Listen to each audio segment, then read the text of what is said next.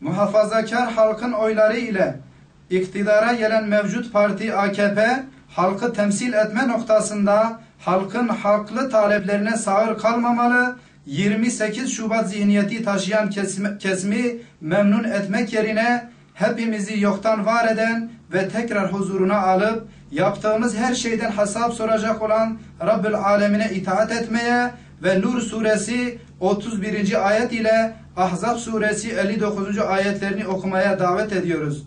Halkın %99'u Müslüman olan bir ülkede inançlarından dolayı çok büyük sıkıntı ve sorunların yaşatıldığı hepimizin malumudur. Yaşanan sıkıntıların ortadan kaldırılması adına Müslüman kesimden oy talebinde bulunan mevcut iktidar, halen mütedeyyin insanların inancını gereği gibi yaşamasının önündeki engelleri kaldırmadığından dolayı Müslüman halkı büyük bir hayal kırıklığına uğratmıştır.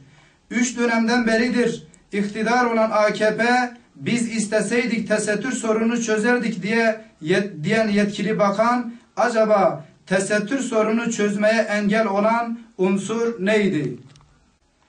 AKP döneminde inancından dolayı başörtülü olarak okullara giden bacılarımız okuldan okula sürgün edildi.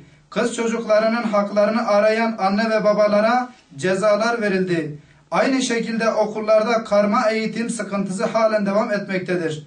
Okullarda inancından dolayı örtülü olarak derse giren öğretmenlerin okul müdürleri tarafından kolluk kuvvetleri görevini üstlenircesine sınıftan dışarı atılmasına sessiz kalınmıştır.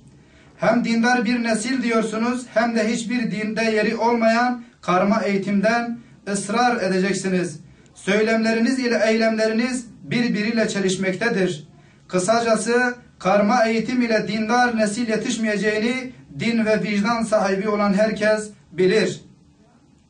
Yeri geldiğinde İslam'dan, dinden bahsedip duruyorsunuz. Peki Allah aşkına bu çocuklarımızın talepleri, bu sözünü ettiğiniz İslam'ın, yani Allah'ın biz kullarına kesin emri değil mi? Ki öyledir.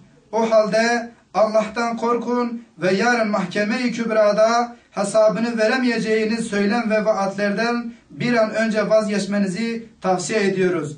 Çermi Köprü derden basına ve kamuoyuna bildirilir.